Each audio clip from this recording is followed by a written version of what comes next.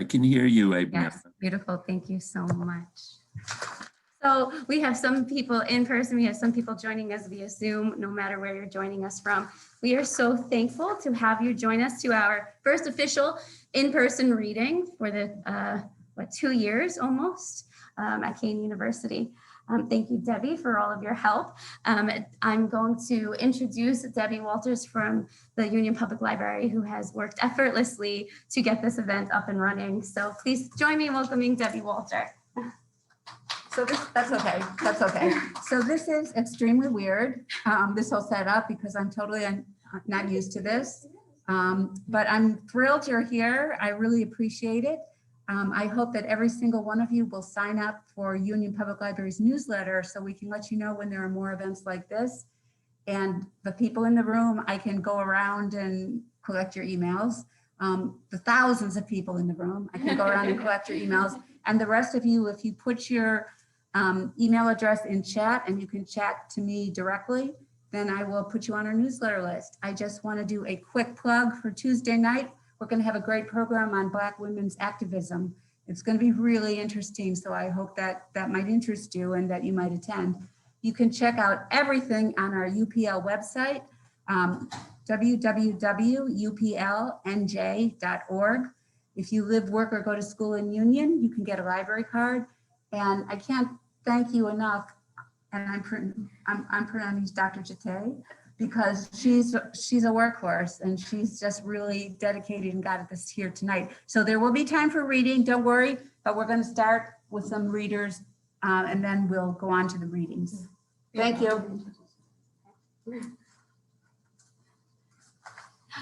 So first I want to introduce, first I'll tell you the schedule tonight is we have some celebrated readers for the first hour, and then we're opening it up to a larger community of poets through our open mic in the second hour. Our first reader is Dean Casale, who is an associate professor here at Kean University.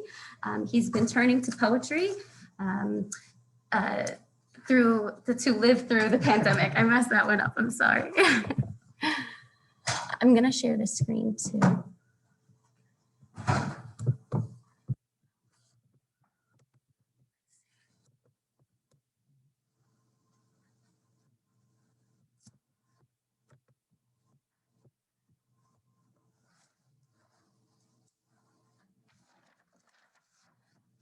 So to start off Dean's reading, he's passing this image out through the audience, which was published in the New York Times, and he'll talk more about it, but I'm just holding it up for you guys to see it.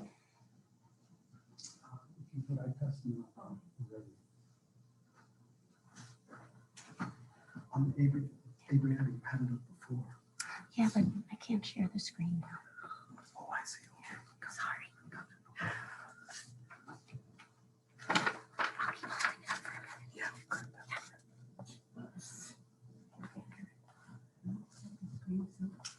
You disabled it. Okay. Hello, everybody. Can I be heard in the back? Oh, yeah, you can be here. Okay, very good. And I first want to thank Debbie and Abriana for inviting me to share my poetry, and also for putting together this event. It's just terrific to be with people sharing poetry again. As Abriana was saying, I've turned to poetry quite unexpectedly during the COVID time. I began by keeping journals. I thought COVID-19 was a pretty unique time, so I wanted to keep a journal, and I started, I guess, in April 2020, and I still am keeping the journal. I keep them in these moleskin notebooks, and I'm on my 4th right now. And so one of the things that I've been observing is just common everyday things that happen over these past 19 months. And then I look over them again and see which ones might turn into poems. And so what I'm working on is a larger project, perhaps a chapbook entitled Reckonings and Transformations, which sort of collects together these poems. So I'm planning to read 3 poems. They really get their inspiration in some ways from just daily things that have happened. The first poem that I will read is really coming from looking at a particular photograph that was in the New York Times. And this was on April the 30th of this year, 2021. The second poem concerns an argument that I had with my daughter over politics, and it got quite heated. This was right before the presidential election in, I guess, late October, early November 2020. And then finally, the third poem is from an actual dream that I had during this particular time. Okay, so I'll start with the first one. And the first one is going to make reference to this particular image. Okay, and thank you so much, Adriana. Okay, Coffin Maker in Nova Iguazu, from the New York Times, Friday, April the 30th, 2021. It's a peculiar front page photograph for a newspaper. It subtly conceals, not declares, its subject matter. So painterly, its black and white gradations of values, the play of shadows and light, and the foregrounded figure who only comes into focus with the third and fourth look. It requires study. The way that Impressionist works requires study for the gestalt to crystallize into a scene. The caption helps, Coffin Maker in Nova Iguazu, Brazil. And again, so painterly, so composed, the slanting shaft of light that diagonally bisects the photograph and spotlights with sudden understanding a stocky carpenter in a white muscle shirt. He is sawing or planing a plank. The angled sunlight illuminates the contours of a face, a hairline. He is intent, full of concentration, bent into the finishing. What does this carpenter think about while working? The craft of it, like Faulkner's cash, his own dead lost to this pandemic, the booming business, the warm meal and warm bed that his wife will lay out for him at day's end, the godless virus itself, how it brings such strange changes. Before, he made chairs and tables, cabinets and bookshelves, the furnishings of life. Now, he only makes the furnishings of death. Yes, the photograph is dramatic, maybe even melodramatic, and I am wary of its effect, of the emotional manipulation of its onlooker. For now, I see the obvious half-completed coffins in the background that situate the scene. A coffin maker in Nova Iguazu, Brazil. And I know that I am at a remove, an illusory safe remove, like the nobles in the Decameron, protected by face masks, with 6 feet distance minimum, scrubbed hands, and fully vaccinated. I'm inoculated against this carpenter's makings. From nightly newscasts full of numbers and graphs, and from unfortunate acquaintances, I learn of mounting deaths, worlds away in Brazil, in India, in the poor red pockets of America, in homes other than my own. Not me, not mine, not us, not ours, not yet, not yet.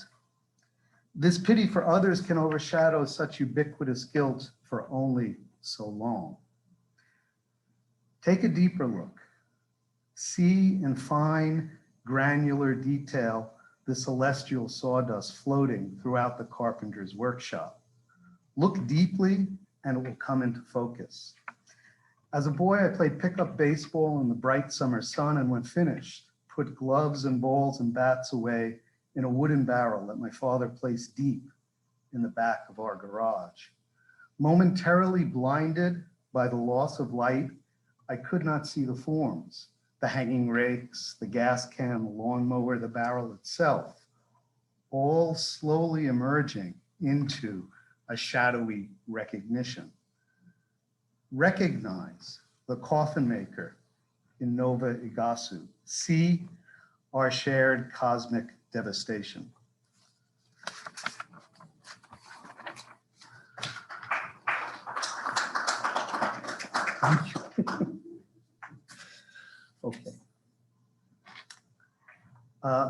The poem I'm going to read is entitled Politics 2020, and we know what a heated year that was.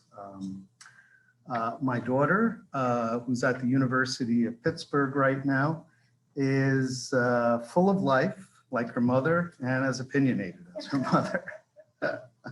And she follows politics. And so we really got into it, I'd say, throughout the summer, when fortunately she was with us, but also, you know, during the lead up to the November election.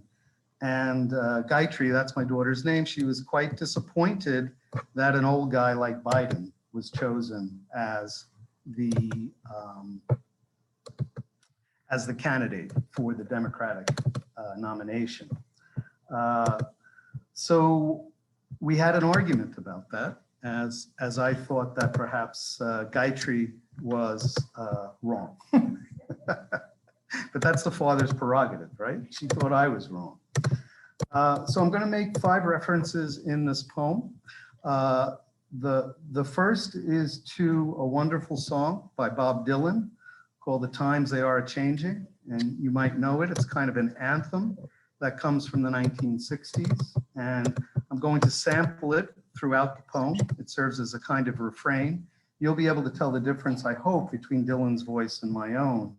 And then there are 4 other references. One is to the man himself, Donald Trump. The other one is to Joe Biden. Then there's also a reference to Amanda Gorman. Remember, she was the poet who read a poem at Joe Biden's inauguration.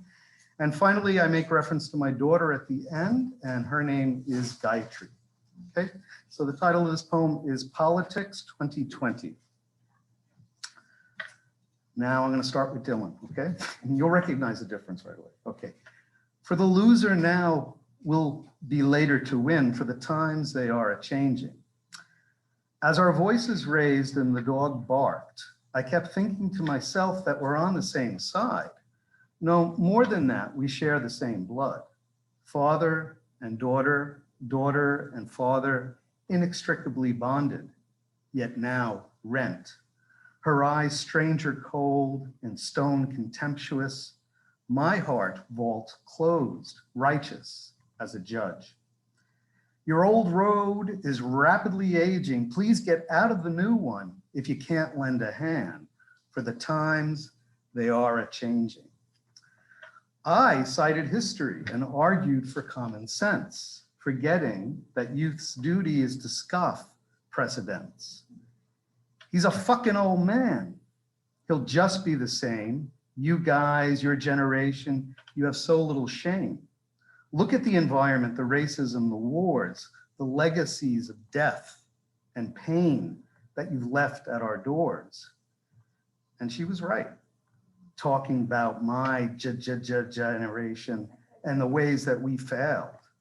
Flower power, black power, woman power, all broken and derailed.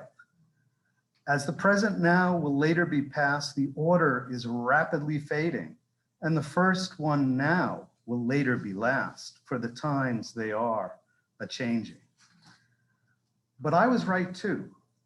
The fat-horned carnival barker, the bull-horned blowhard bully was democratically deposed, and all his lies and tweets, cackles and curses silenced by the dawning brilliance of a young, lithe-brown poet. She helped inaugurate a gray, good man, one aged enough to be my Gayatri's grandfather, for the times they are a-changing. That's that poem. Okay. And this last one is a dream. And it's really almost a literal transposition of a dream that I had. I think in some ways, this poem is a corrective of toxic masculinity. And I think in 2020, we saw a lot of the destructiveness of toxic masculinity. So the title of this poem is called A New Order a COVID-19 dream. Once upon a time, could have been yesterday, could be tomorrow, a sea people lived on a beautiful island. Self-sufficient and secluded, they governed themselves peacefully until, like a mysterious dark notion, rancor, jealousy, and mistrust slithered into their garden. Brother turned on brother, and good neighbors became covetous of their neighbors' goods. Prayer became superstitious prattle. The market and the temple commingled as covert lovers, proving Tolstoy wrong. Every unhappy family is just like every other unhappy family. And so the male elders called a council, a serious, crisis-driven gathering of each and all. A huge open-air tent was constructed, 20 tall wooden pillars piled into the sand, supporting a massive, colorful, quilted canvas, hand-sewn by their women of happier days. Within the tent, the various tribes clustered into their discrete groups, and at the dais, representatives and officers of rank and gravity, all men, proclaimed and proclaimed and proclaimed of protocols, power, and plots of alliances and cabals, machinations and schemings, voices rising to shouts and then to threats of violence, a mighty din on the verge of murderous clamor. Until, with neither words nor notice, the women of all the families and all the tribes rose as a single body. Acting as a single mind, they ushered their children to the shore and returned to the tent to dismantle it, pillar by pillar. The great structure came down. Past the startled, speechless men, they marched the fallen poles into the sea and let them sink. Without command or calculation, the women walked to the crumpled canvas, left on the beach, stretched it out to its full rectangular area, spread it taut to its corners, all points covered. And with a collective cry of anguish and triumph, they lifted the multicolored quilt overhead. It billowed from the sea breeze, raising itself to heaven. And then the women danced beneath their beautiful canopy as their men and children followed the swirling promenade. Thank you, everybody.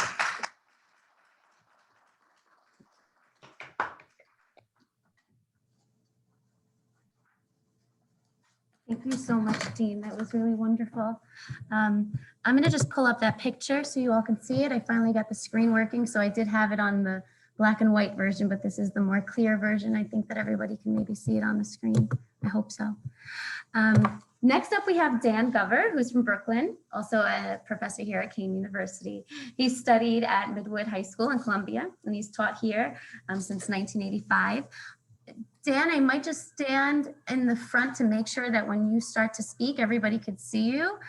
So just give me 1 minute. And if you could start speaking, well, we'll know right away. Right. Can you hear me? I can't hear you. Yes, you can hear me. And can you see me? Does it matter? Can you see me? Okay. No? Okay. Well, I mean, it's more important to hear me, isn't it? Yeah? Should I go ahead? Can I go? Yeah? Dan, I can see you, so on the Okay. computer. And you can hear me, right? Yes, yes. Great. Okay. I'm going to read 3 poems. The third is very short. The second is short. The first one is medium. The first one, let me just explain a few terms. I'm mixing traditions. The first poem is called Noir Haiku Grunge. And the haiku, as you know, is a brief, counted syllabic Japanese form associated with the delicacy of nature or spirituality. Noir, from cinema noir, refers to old black and white movies with a lot of crime and nasty stuff going on, very popular after the Second World War. And grunge is what I'm going for. It's my salute to New York City from the 1960s to the 1980s when I lived there. A few explanations of terms. Squeegee men in the 1970s at a red light, homeless guys would run out to spray water on your windshield in the car and then to wipe it off. Sometimes they would lift up your windshield wipers and they wouldn't be done by the time the light changed and people would get upset and angry at them. If you're as old as I am, you'll remember Palisades Park, but even if you've only heard of it, it was this beautiful illuminated amusement park on the New Jersey cliffs before those high rises went up there. Let's see, what else? Alternate side of the street parking. Anyone who's tried to park in New York has probably had to grapple with that. When I lived in New York, you had to move your car. You couldn't park on one side of the street on 2 or 3 days of the week, and people would double park on the other side, and it would drive people crazy. But on religious holidays, they suspended alternate side of the street parking. And finally, everyone in New Jersey knows the initials GWB, right? It stands for George Washington Bridge. Okay, that's enough. Noir haiku grunge. Off-ramp underpass, water drips, steel support post, bolted rust, car sits, waiting, red light. Tenement backyard, concrete grass, acacia tree, crack of shade, pathetic green on gray. Empty sky. You remember the empty sky, right? He collected empty bottles to turn in for money. Empty sky, up the street, giant plastic bags, supermarket waits, trembling. Red blocks car on exit ramp, squeegee men dash out, spray and wipe. Under Riverside Park, train tracks, wait, quiet, homeless folks drift in to spend the night. Coney Island, parachute jump, stranger next to me, my closest friend. Night wind shakes dangling wires. Palisades Park, shone bright, Jersey side, Acropolis on darkened cliff. Danced there once, rock and roll. City roofs, water tower, Preen's wooden crown. Jersey sunset, flames red on New York towers, the Hudson still. Bus spits kids from Allentown, hungry. The city dressed to dine. Alternate side of the street, parking suspended. Orthodox holiday, hallelujah. 20 blocks up Madison, first red light, the city works sometimes. By river heading north, GWB bejeweled at night, necklaces the dark beyond. That's it. Wow, haiku grunge. Next poem written for an old dear friend, is entitled Jane.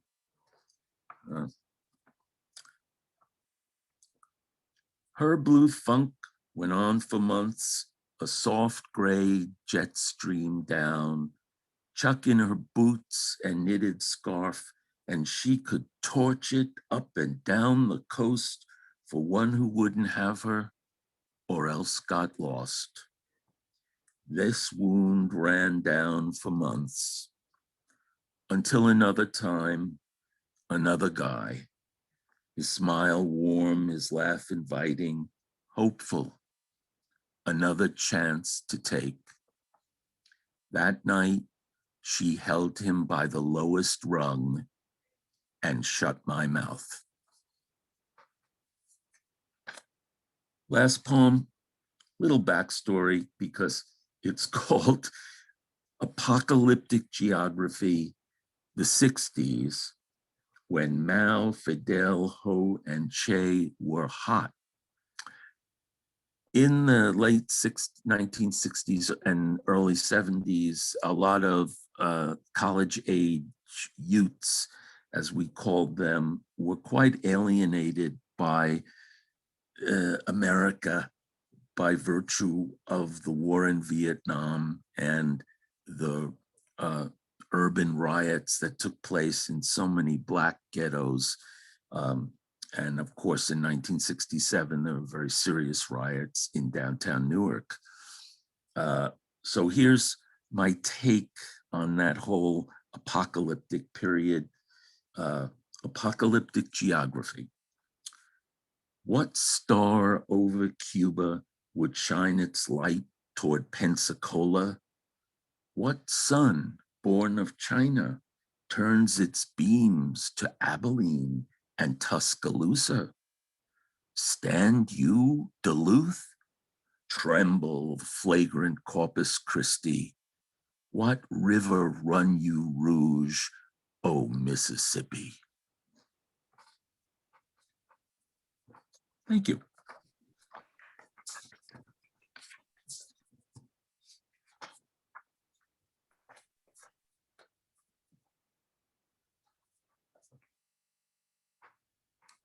Sorry, I said, Dan, I hope you could hear the applause that everybody was giving you while we gave it to you, but you couldn't. So let's give them a round of applause again, everybody.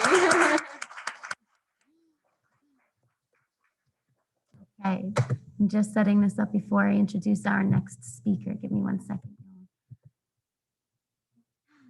Our next presenter is Mia Fiore, who is the first female poet to win a spot at the nationally certified Jersey Slam team. She competed at the National Poetry Slam in Charlotte, North Carolina, and has competed at the New Yorican, Poets Cafe, JC Slam, Loser Slam, and Bar 13. Mia was a volunteer poet teacher for 2 years at Rise Academy in Newark, New Jersey, and she's read her poetry at high schools and middle schools across New Jersey as well. Mia earned her PhD in 2012, and her article, Pedagogy for Liberation, Spoken Word Poetry in Urban Schools, was published in 2013. She also founded the Kean Ocean Spoken Word Poetry Club in 2019, and she's a professor here at Kean University. Welcome, Mia.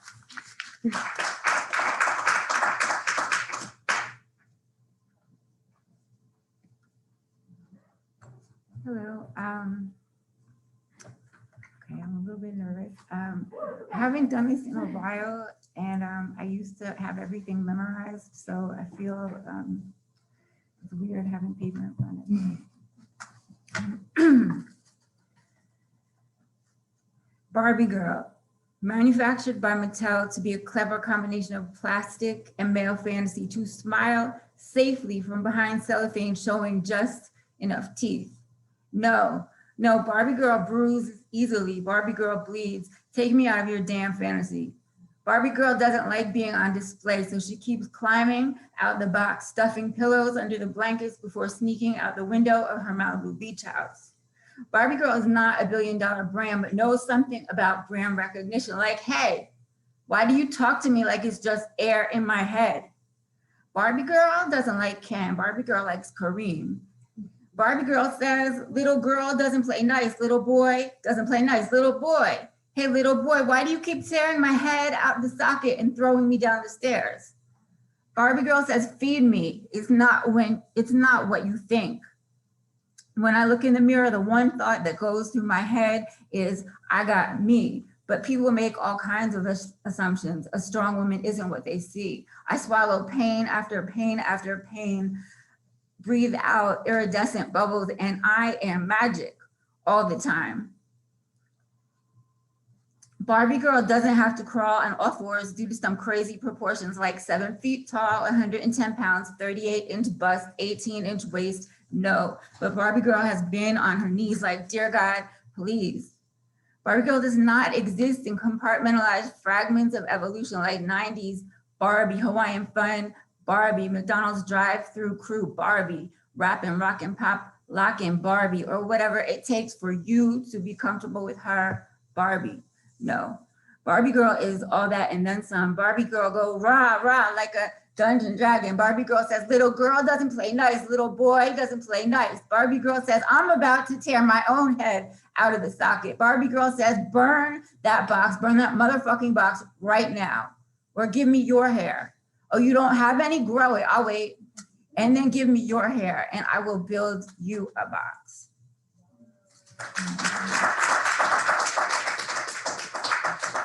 Okay, and then I just have one more. It's called the 10 Reasons Not to Date a Thug. 10, the street. Regardless of how inconducive to romance, this is his territory. This is where he will slim goody you and hey, hey, snowflake you, hey, hey, pretty girl you, into stopping to tell you that street corner Romeo, into stopping you so you can tell him that street corner Romeos do not impress you, into giving him your time, if even just a minute. 9, a minute. The phrase a minute no longer means a minute because that would be too easy, like loving someone should be. A minute actually means a while, a considerable period of time, or even a virtual eternity. So when he says, hey girl, let me holler at you for a minute, what he really means is, you know, if we break up and you get a new boyfriend, you're gonna have to move. 8, moves. He will make moves. Exactly what this means, you will never know. It may look as though he is just standing on the corner drinking 40s of OE, but this is Holy Communion, in which consecrated malt liquor is consumed in memorial to no one in particular, but so many in general. They have died so that we may live. So let us live. 7, live. The catch-22 that has him forever caught between what was and what could be: possession, intention, assault, burglary. He internalizes every rejection, believes he will never make the right impression. Do not mention the recession. Do not tell him there is an employer who will believe in him as you do. He will not believe you. 6, you. You will be tested. You will be tried. You will want to pick up your feet and run. You will want to dig a hole and hide. You will cry, and he will not collect your tears. 5, tears, they may not be tatted on his face, Lil Wayne style, but you will see them. He will teach you to see the difference between eyes that have just said a prayer for you and eyes that burn kerosene, which he will not let fall, because one would set the world on fire. 4, fire, you will not hear it, you will not smell it, but make no mistake about it, you will be burned. When you least expect it, he will burst through your door at 3 in the morning and demand that you give it back. That necklace he gave you for Christmas, he will demand it back because he will think he needs to trade it for a gun.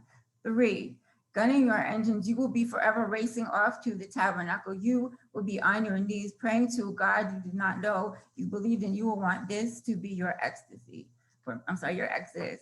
2, exodus is not for him. He is not capable of departure, not now, not ever. He will always say that he gotta do what he gotta do. There is no room for you in this equation. You will not be able to change him. 1, him. He who will do anything now that you have made your exodus, he will follow you. He will give you every necklace and then some back, but he will never love you enough to say that he is sorry and mean it. That's it. Thank you.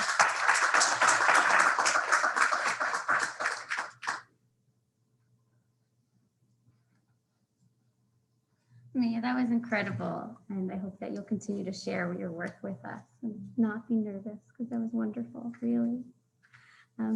Next up, we have a New Jersey native, Lisa Sisler. She's the editor of Knocking at the Door, Approaching the Other, a poetry anthology, and the author of Creative Writing Workshop, a textbook for beginning writers.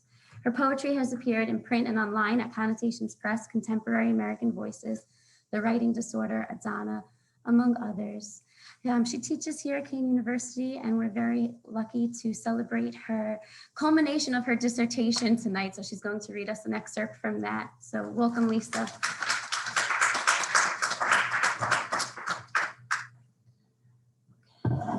So I'm going to be reading a piece of memoir. My creative dissertation for my doctoral program was that we write a book, and so I chose to write a memoir. This is a section that comes from the middle of the book. It's a short chapter, and I just wanted to let everyone know that this is about suicide. So if that is something that concerns you, you may want to tune out. Okay. We were 15. We had all grown up together. Alan, Tim, the Keats twins, Mark. But by the time we got to Alan's house, it had been an hour or so after he shot himself.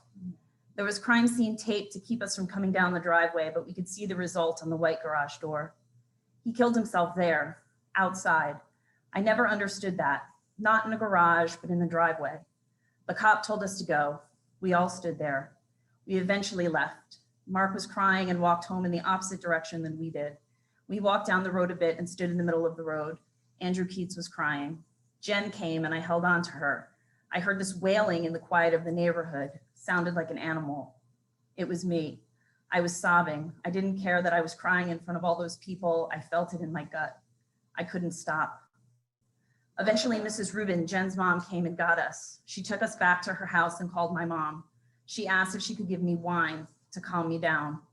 She served it to us in beautiful crystal glasses. They were the type you'd serve port in, but she filled the glasses with red wine. I don't remember what kind, just that it wasn't port. I remember thinking they looked like wine glasses for kids. I guess we were kids, but I felt so old at that moment, like I had just aged a decade or two, having seen Alan's brains splattered on the garage. Jen and I sat in her kitchen at the table. Mrs. Rubin turned on the radio, the old one on top of the refrigerator. I remember it had a dial on the side that tuned the stations. James Taylor's Fire and Rain was playing. The line, "And I always thought I would see you again," made us sob. Mrs. Rubin poured us another half glass each and left us, went upstairs. I don't remember seeing Mr. Rubin. Maybe he hadn't gotten home from work yet. We sat there a long time before Jen and I spoke. We cried mostly. We went back out. We walked back down to Alan's house. The boys were still in the middle of the road. They were standing in a circle. It had to be more than an hour since we left. My timeline for the night is confused. Time felt like it was taking forever, and yet everything had happened so fast. I wondered how long it took him to do it. It was all I could think about. How many seconds does it take to put a gun to your head and pull the trigger? I estimated 6 to 10 seconds. I wondered how many things you could accomplish in 6 to 10 seconds. In the weeks that followed, I would count each task I did in seconds. It amazed me how long a time that was, how many things you could complete in that short time. I could put in a contact, paint a fingernail, put toothpaste on the brush, drink half a glass of water, take all the pepperoni off a slice of pizza, run up 12 stairs, run from the front of my house down the driveway to the back, skip down half of the hallway in my high school, light a cigarette and slowly inhale, take the lighter from my pocket and put it back in 2 times, open and close the mailbox 6 times, eat 3 grapes, pour orange juice into a glass, write a sentence. It took 7 seconds for my teacher to walk across the classroom from the door to the window, another 2 seconds to open the window and turn back to face the class. It took another teacher 6 seconds to write a half sentence in script on the chalkboard. On a good day, if you got there early, the line in the cafeteria took 52 seconds from start to finish. It took less time to kill yourself than to get lunch. I could unwrap a sandwich, squirt out ketchup on my French fries from a little packet, slide butter all over a cob of corn, open the refrigerator 3 times, light a candle, turn on the shower water, change the TV 4 stations. It was a dial knob from the old TV in my mom's bedroom. It took 3 seconds to dial a number on the phone, a real phone, since my dad never replaced ours with a push button. So if it took 21 seconds to dial the full number, 30 seconds if there was an area code, provided you knew the number by heart. If only Alan had 15 more seconds, he could have dialed the phone. He called me on Thanksgiving. We were 12 or 13. He called just as we sat down to dinner. My dad yelled at me to get off the phone and come to the table. Everyone was waiting. He said, "What kind of a kid calls on Thanksgiving?" I didn't think about it then, but after he died, I thought, one who doesn't have a family, who sits all together around a dining room table, telling funny stories and talking about politics and passing rolls in a basket. For a long time, I felt guilty. What if I had talked to him for just a few seconds more? We all stood there for a long time, the boys and Jen and I. Tim spoke first. Why did he do that? Matthew Keats told him to shut up. We stood again in silence from then on. Eventually, we must have dissipated, walked our separate ways home. I slept at Jen's house that night. We sat on her floor, our backs up against the bed. She had a turquoise carpet, and I stared at it for a long time. We cried for a long time. Eventually, got into her bed and held each other and fell asleep. And then in the morning, we woke up and cried. I walked home that day. It was cold. It took me an hour to walk home. I didn't want Mrs. Rubin to drive me. I didn't want my mom to come pick me up. I remember the sidewalk just in front of this kid Jude's house was broken. I walked past the Keats house and thought about the night we all ran around in the dark playing tag. We were 12 and must have been outside for hours, running around, flirting with each other. I kissed Timmy that night and put his hands around my waist and pulled me close to keep me warm. Mrs. Keats eventually came out, said it was late, and we all walked home. I walked past the house of the girl my brother loved, Jennifer Hathaway. I walked past the O'Connor's house. They were both away at college by then. I stopped at the Barker's farm. Echo, the horse, was out in front of the barn. I stood at the fence watching her. I went to the baseball field, which was empty. When I got home, my dad was sitting in his chair. I stood in the living room and looked at him.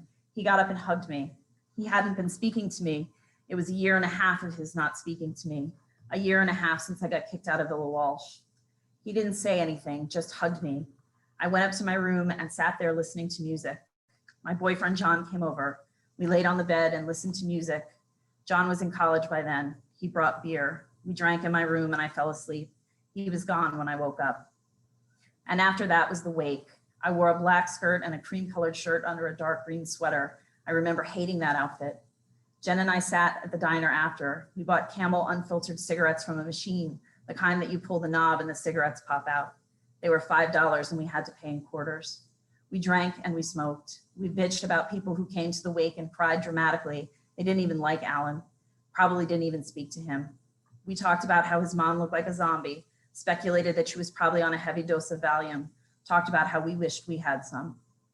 John picked us up and had beer. We drank in his car in the bottom of Jen's driveway. When Jen went inside, we drove to another empty street and had sex in the back of the car. He complained I tasted like smoke. The funeral was in the middle of the school day. We had to go in for morning classes, and then there was a mass exodus as we made our way out to the church. Jordana Fennick's sister Sam drove us. We sat with Mark. It was the first time we saw him since that night. He was high. Allison, the girl Alan loved, played a song, Hard to Say I'm Sorry by Chicago. I hate that song. We were supposed to go back to school after. We didn't. We walked around Morristown, sat on the green, talked to the guys from the Market Street Mission. John came and picked us up after his classes. And then it was over. We went back to classes. The school brought in counselors, suicidologists. I had to meet with them. I screamed at them. Jody Glossi punched Marianne Pearson on the stairs for saying Alan was an asshole anyway. She had to meet with them. Mark disappeared. John got tired of me not wanting to go out, of me always being sad. He told me Alan was a coward for what he did. He was standing in the doorway of my kitchen. I was sitting at the counter. I threw a glass at him. He ducked and it shattered on the door frame. He left and I had to pick up the shards of glass. I took a piece and cut my arm with it, just inside the elbow. I sat on the kitchen floor and bled. I stole a bottle of vodka from my parents' liquor cabinet and drank half of it. My dad went back to not talking to me. Mark reappeared, but he was high all the time. I drank every day. The Keats and Tim went their separate ways. Tim went to Del Barton. The Keats stayed at Morristown High, but I never saw them anymore. Jen eventually got mad at me because I was drinking all the time. She stopped talking to me for a few months. My parents put me in therapy. John and I started fighting all the time. Fight, make up, fuck, drink. It was hard to care about school. I got a D in math. I went to my AP history class high and got kicked out. My dad screamed at me, told me that I wasn't going to get into college. I wrote in my journal all the time. My English teacher, Mrs. Wilson, read it and made comments like, I hope writing will help you heal. For a long time, every November 7th, every Thanksgiving, I thought about Alan. I cried alone in my room. Then it turned to just crying on November 7th. Then it turned to thinking about where he'd be if he hadn't done what he did. Would he be in college? Would he be married? Would he have kids? Now it's just November 7th. That was the day that he did it. I wonder how his parents are today.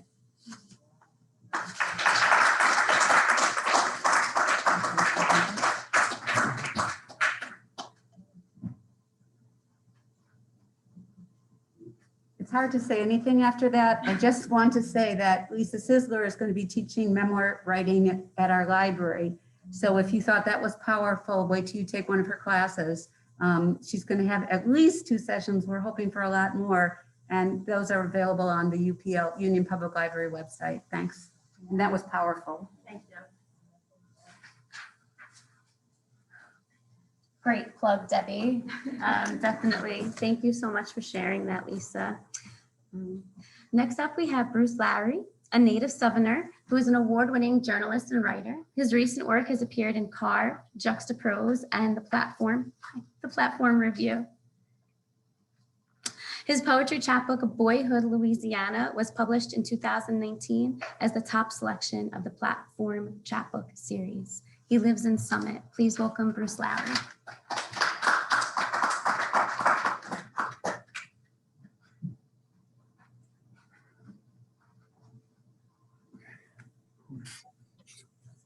Oh, look here, this.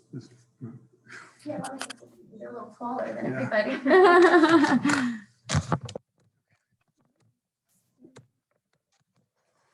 Need it back up. No, Is no, this no, it? you're good. You're All right, good. we're good? Okay. Yeah.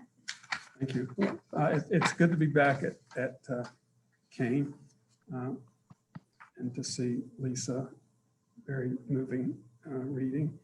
And it's just nice to be in this space.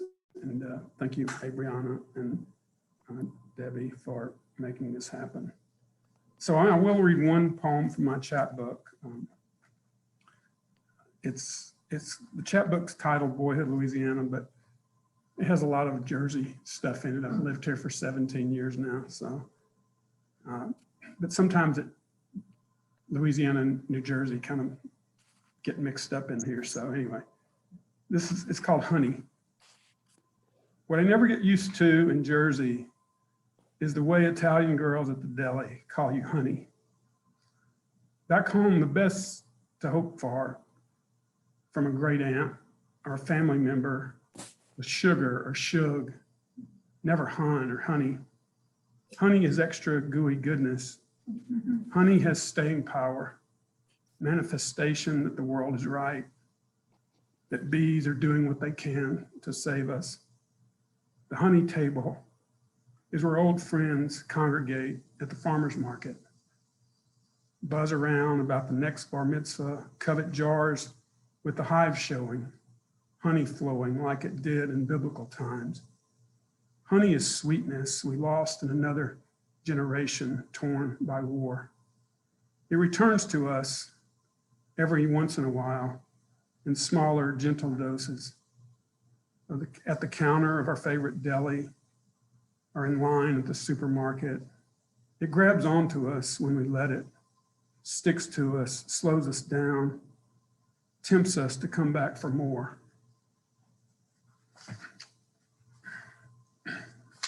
So I'm going to now read a couple of newer poems. This one is called The Metal Pit.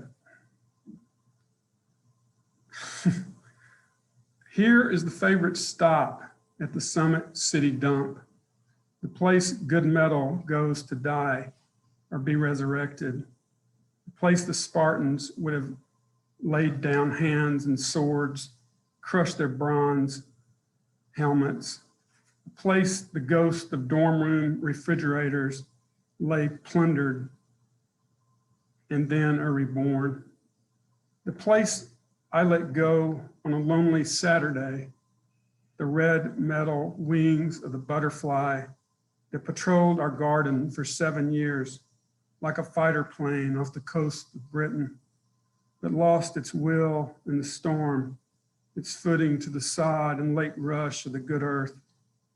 I dashed her faded wing against the white paving stone, a martyr, a myth, a bit more dust in an urn, as Joni Mitchell emptied her lungs into a dirge on the car radio speaker. So I'll read one more short one and then one longer one. This one is based on my boyhood in Louisiana. It's called I Shot a Robin Once. I shot a robin once. I was 11. I fired the pellet, took a breath, watched him fall from the great oak. For what reason, I knew nothing at all. My summer would stop then, as did a familiar song, the old sweet, its tang of rust and winter, flattening in the level among the sawdust, in the wood slate garage, and the green fullness of the grasses.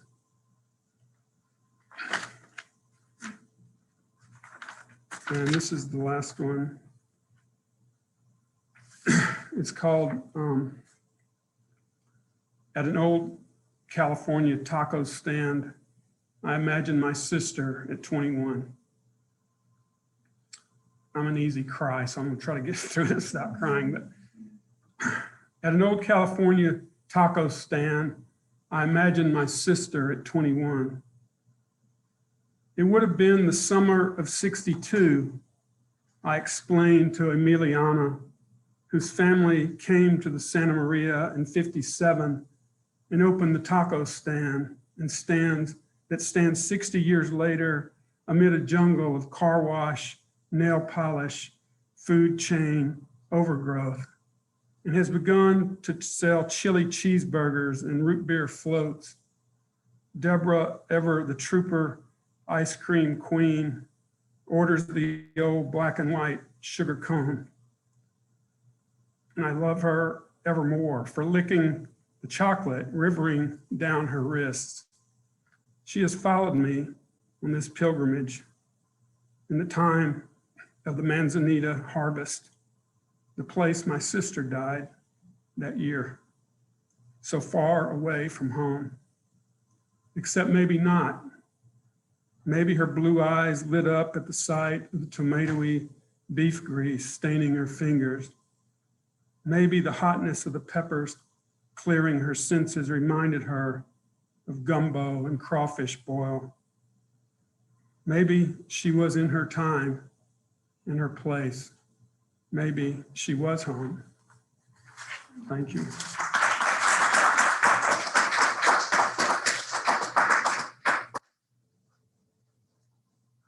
Thank you so much, Bruce, for reading those moving poems.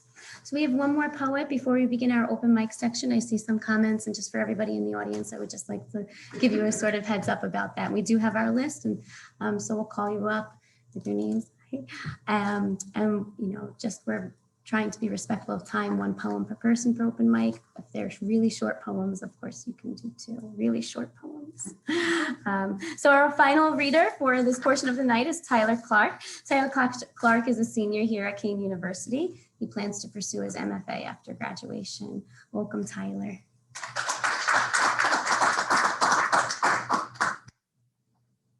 Hey everybody, what's up? I'm Tyler. So my first poem is called Evening Primrose. It's an imitation of Louise Gluck poem. So here we go. Here I lie, buried under the earth, waiting for my time among the rows of my brothers and sisters. I cannot feel the warm rays of golden sun.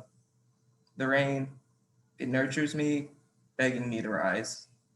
Mother Nature calls my name as my roots begin to grow. Buried in the dirt, this place suits me well. There is no need to hold on to the attachments of past life, yet I cling to them. The winter was rough. I no longer dream of spring. I'll lay here for another year. I will not bloom.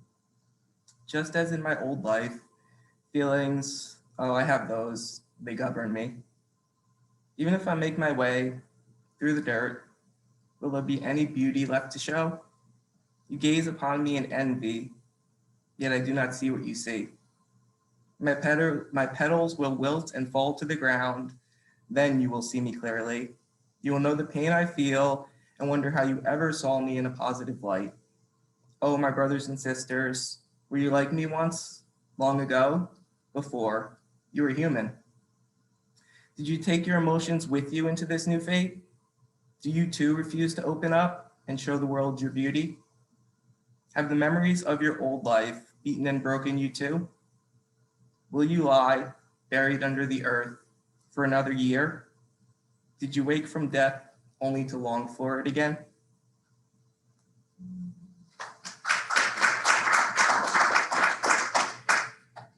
Okay, and then I just have 2 more, but before that, I just wanted to let everybody know I've been diagnosed with anxiety and depression since I was about 14, but honestly, I've been anxious my entire life. And I'm a non-traditional college student. I'm 32 now, and I used to let my anxiety guide me a lot in the past, and I know 10 years ago I wouldn't be able to do this. And I'm still anxious today. I still didn't want to do it. I still had to convince myself even before I got up here. So I just want to let everybody know who suffers from any kind of mental illness or anything. Even if you don't feel like you can do it, there's other people who will believe in you, like Dr. Jate, and she'll tell you that you can do it. So sometimes even if you don't believe in yourself, you just have to kind of believe in other people. So this next one is for all my anxiety people out there. It's called My Mind, My Cage. Hey you, thanks for reading this. I have to apologize in advance for what I will try. I have this theory about anxiety and about feeling sick. I want to do something, hopefully it won't hurt. These are only words, how can they hurt? Are you nervous reading this? Do you want to do something? What will you try? Are you thinking about the sick? Does this give you anxiety? Why are you feeling with anxiety? Do you remember when you were hurt? Do you remember when you were sick? Why are you still reading this? You have to try, you must do something. Okay, let's do something.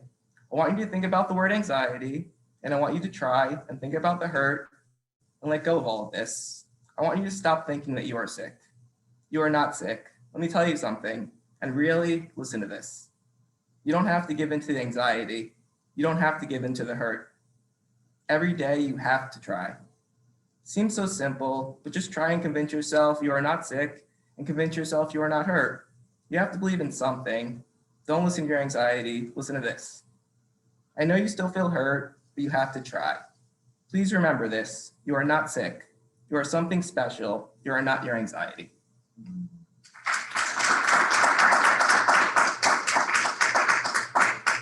And I just have one last one. This one's a sonnet. I really like this one because normally sonnets are, people associate them with Shakespeare and love and stuff. So I tried to go the opposite way and do a sonnet that was really something I believe in. So it's called Summer Sonnet. I wrote it like 2 years ago. It's framed around the Black Lives Matter protest, specifically when Portland was literally burning, and we kind of lived through that summer. I think that was like 2 years ago or a year and a half ago. So it's called Summer Sonnet. Fires rage in the street, the hidden truth uncovered. Black people die under police feet, a knee on the neck smothered. Martin Luther King taught us to dream. Black Panthers taught us to unite. Malcolm X raised our self-esteem, but Portland is burning tonight. Where are the ones who will guide, make some sense of this mess? To honor those who have died, we must make progress. For the generation that lies ahead, we must stop the bloodshed. Thanks.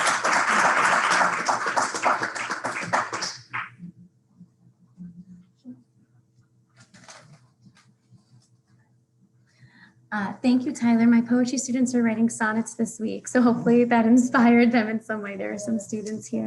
We're going to stop recording now as we head to our open mic portion. So I have a list of